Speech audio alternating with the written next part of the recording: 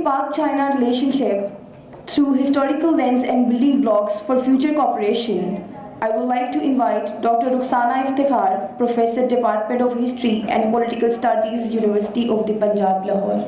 Thank you very much.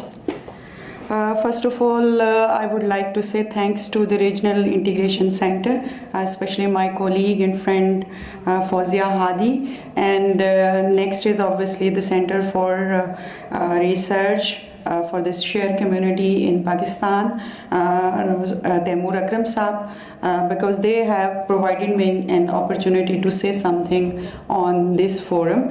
The title of my talk is China-Pakistan, a journey of friendship, and obviously I am going to see this journey in a historical lens and definitely to give some recommendations for the future. Because I think so this is very necessary when we people are talking about international relations, political science, obviously the future strategies. We have to see the history for this. Why we have to see the history for this? As a student of history, normally we learn lesson from history, we seek passions from history and try to obviously apply it in the future. And sometimes even we learn from our mistakes as well. So Pakistan and China, obviously, they are good friends. There is no doubt about this. But historically, what they have contributed in it. Pakistan and China established diplomatic relations on May 21st, 1951. Actually, I'm a historian. I always go with the chronology because sometimes chronology definitely shed out the dust from many of the things. So the first high-level official delegation visited China just after 3 months of liberation on January 4th, 1950. But the bond of friendship have gone back to the centuries old. Many of my friends on this forum, they have identified that these bonds were shared, especially through Silk Route, and these bonds were shared when obviously this region is the region of Gandhara art, and there are many Buddhist sites in Pakistan which are so much have religious importance for the people who are living in China. So if I see the trace back ancient Indian history, then there are the Buddhist monks, Hyun Tusang and Fahian, that they travel through this area, which are now the part of Pakistan, now the part of Peshawar as well. So this relationship was built on the strength of successive achievement and become formidable for each passing years every day. To understand the depth of this unique relationship, I will give you some idea about this.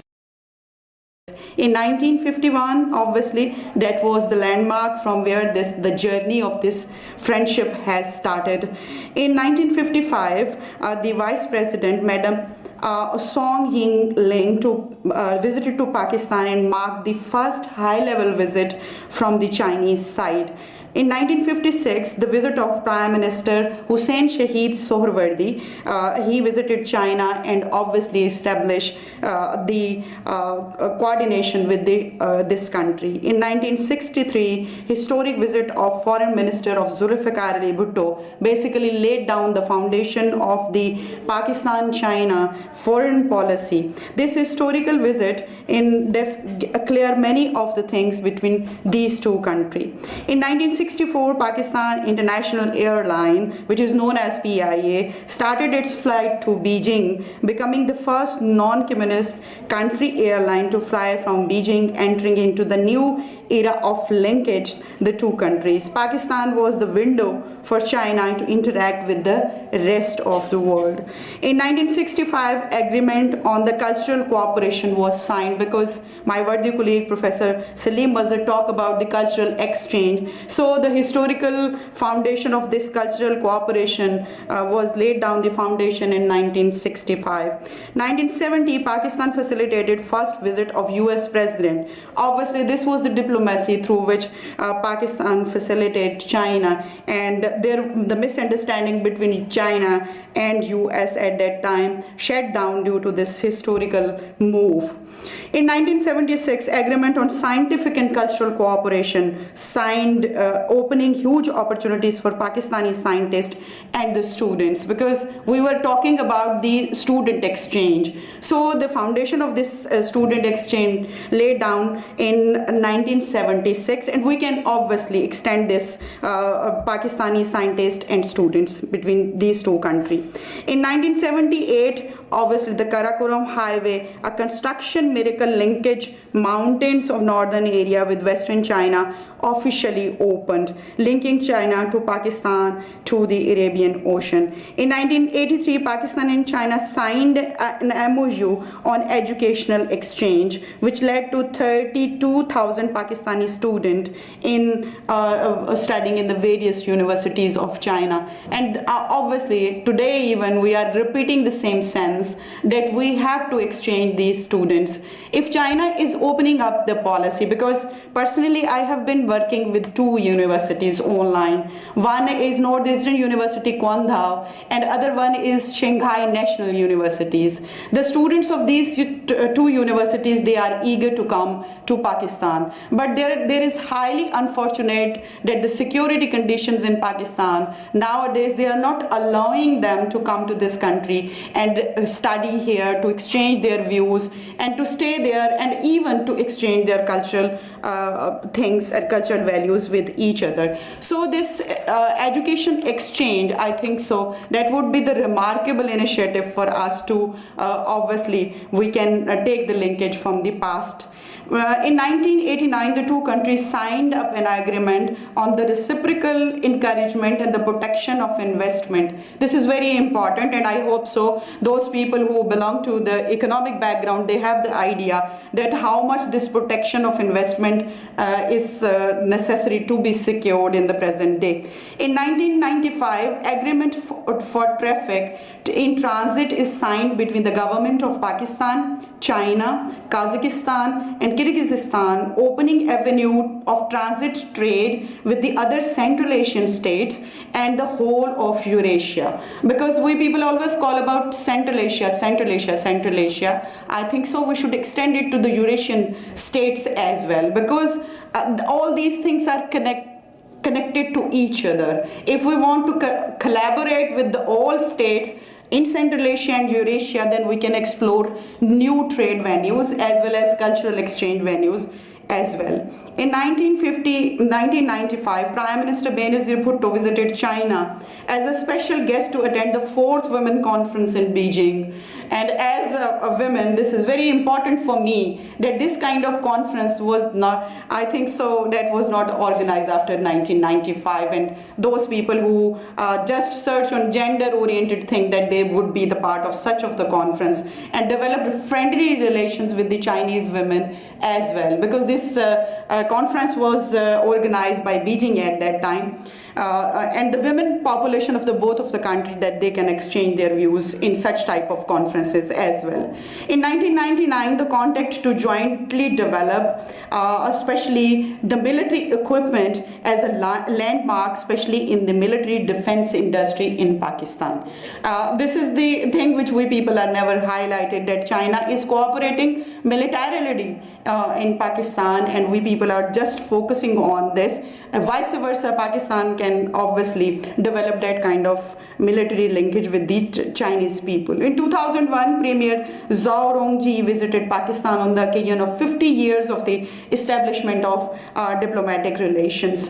In 2001, China and Pakistan signed an agreement on tourism cooperation. Whether we people are talking about cultural exchange, we are talking about educational exchange, we are talking about industry, commerce. So we have also developed this kind of tourism exchange between China and Pakistan. As I'm identifying, there are 1400 Buddhist sites in Peshawar and the area of NWFP nowadays, and all these are the Buddhist attraction. I will share my personal experience that Takhtba is the space where a lot of Buddhist monks, they are ready to come, and we can develop a better tourism over there. In 2003, presidential trade agreement is signed between the two countries, providing market access to Pakistani export. Definitely export is very low. One of my colleague highlighted that export is very low, but the export is there. And if the export is there, then we can obviously enhance the possibility of the export between the two countries.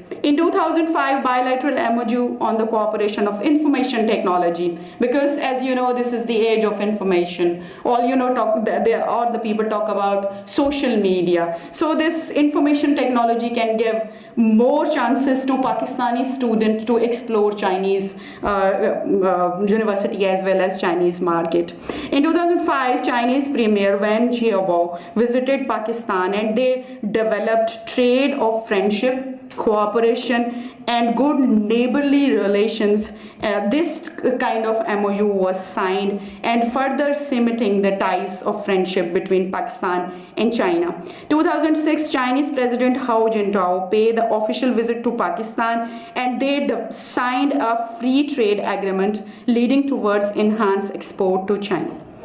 In 2008, Pakistan welcomed the Chinese Olympic torch in Islamabad, and obviously this was the kind of thing in which Pakistan was getting respect in the Olympic Games as well. 2010, Chinese Premier Wen Jiabao visited Pakistan and they inducted in Pakistan Air Force as a backbone of our Air Force and already exporting to the other countries. 2013, there was an important event. Obviously sign a joint statement of deepening comprehensive strategic cooperation which become the basis of CPAC. This is the turning point in the history of the cooperation between China and Pakistan, the year 2013. So in 2013, Pakistan and China signed the landmark of Memorandum of Understanding on the Cooperation for Long-Term Plan on China-Pakistan Economic Corridor, a flagship project for China mega initiative in the BRI. So Pakistan and China, they are now moving from Karakoram to BRI and CPAC. This is the initiative. Obviously this is going to change the destiny of this region if we believe, because in many of the conference when I attend, there are many doubts about One Belt One Road initiative as well as CPAC. In the history of international relations, if both countries, they have signed certain kinds of memorandums, then doubts, queries, they are always theirs. And in this age of obviously social media, in this age of connectivity, we can raise these doubts through social media, through communication, through man-to-man contact. If we are just going to entertain these kind of rumors that CPAC is not going to play any role in Pakistani, because many of the students, they believe that this CPAC agenda is not going to play any kind of role. I don't think so, that they are not they should not going to entertain these kinds of rumor between Pakistan and China. In 2014, the government of Pakistan and China agreed on the construction of 27-kilometer Orange Line metro train project in Punjab. And luckily, I'm living very near to this metro Orange Line project, and I have seen those workers who are coming from China. They are staying there. They are working from like morning to evening. I agree that Pakistani government is paying, but my idea is this, that if the engineers come from China, the labor market in Pakistan, it should be open to China as well. Pakistani workers, this is the duty of the government, that they should involve the labor market in all the mega project of China, because I see even Chinese people that they are lending their labor from Chinese market. They are not lending the labor from Pakistani market. So we can obviously use this kind of Orange Line project, this kind of BRI, this kind of CPAC project, that we should employ our labor market into this. In 2016, the two countries celebrate 65th anniversary of establishing diplomatic relation, and Pakistan and China unveiled the long-term program of Pakistan-China Economic Corridor, paving the way for the future cooperation and collaboration. In 2018, CPEC entered into the second phase and focused on the social economic development of Pakistan on the faster pace. Because the first pace of the CPEC was the slower pace and the second pace of the CPEC was the faster pace. So in 2018, obviously groundbreaking ceremony of Russia K Special Economic Zone is also playing a part in this relationship between China and Pakistan. In 2019, groundbreaking of Allama Iqbal Industrial City. Basically, I myself belong to Faisalabad, that I have seen this industrial city by my own eyes. But it should not be restricted to Faisalabad only. It should be explored to the other industrial cities in Pakistan, and China is very ready to invest it. Pakistan is utilizing their sources and employ their labor market, especially in that kind of project. If we see the present state of this kind of relationship, Pakistan is playing this diplomacy, China is playing the age of this diplomacy. What we have to do for the future, because this is very important. I will give the recommendation, especially on the three sides. First of all, if we see this cooperation is the strategic cooperation.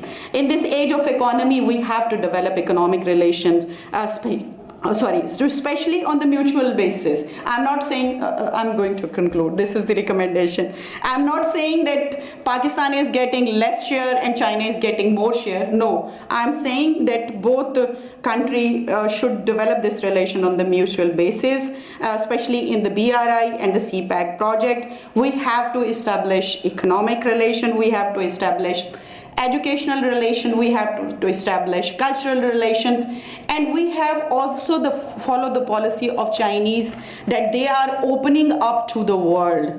Vice versa, we have to opening up to the world. As a member of this academia and as the member of this Punjab University, we should make this Punjab University and we should involve the more and more student in this exchange program. It will help us to understand China, and vice versa, China will also understand Pakistan. Thank you very much.